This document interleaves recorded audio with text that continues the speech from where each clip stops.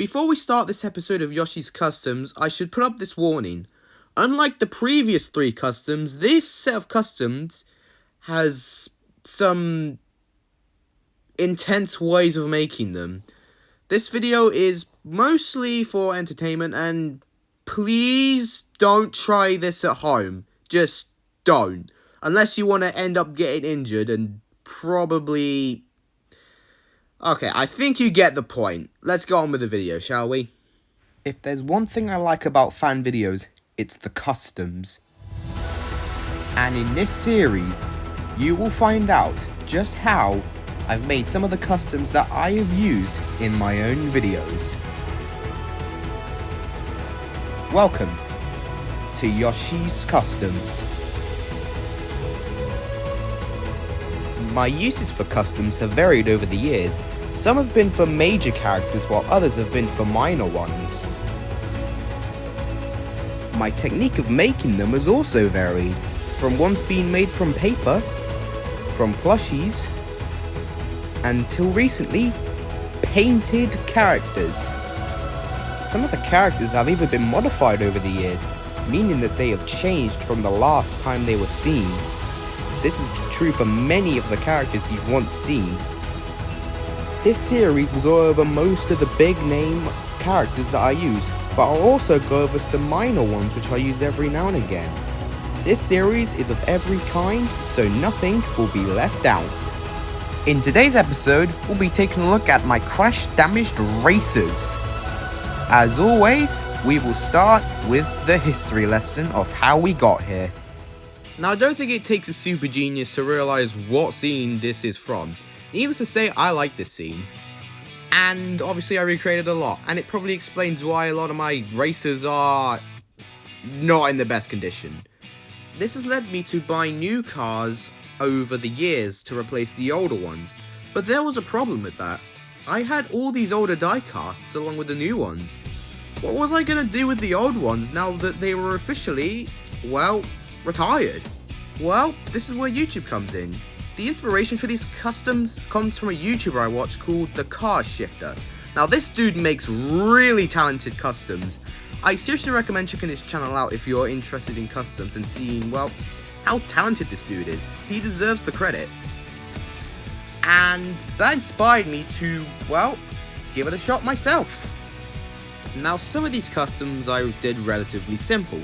I just simply took some paints and applied it to the old cars, and bam, I created a custom. Whereas others were a bit more complicated. If you take a look at the revolting custom, for example, I've not only ripped the paintwork off and added some of my own custom paintwork, but I've also ripped part of the spoiler off using the plier and tried to cut the tyre off. And now you're starting to see why I put that warning in the beginning.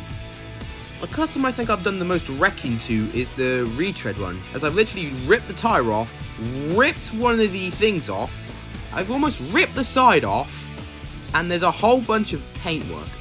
And I don't think it takes a genius to know that this can cut you. So again, don't do this unless you want to hurt yourself or you're a professional. But obviously some are more iconic than others, like Todd Marcus. Now over the last time we've seen him on this channel, I've officially got myself a new Todd Marcus, an official one from Mattel, not the Disney Store version. I also ordered one online before this. However, I ended up paying more for the online version. So you're probably thinking, is it in mint condition? It has to be in box. You paid more for it than the new one? Surely it has to be great, right? Yeah, no. But now I have one which is in good condition and one which is in crappy condition. And the one which is in crappy condition, well, it's customizing time. And with some slight modifications, the entire custom was done. Now obviously it's not the best, and I could have been more accurate with the scratch marks in the paint, but it's good enough. You can't really have a Todd Marcus custom without a leakless custom or cloth scrubs.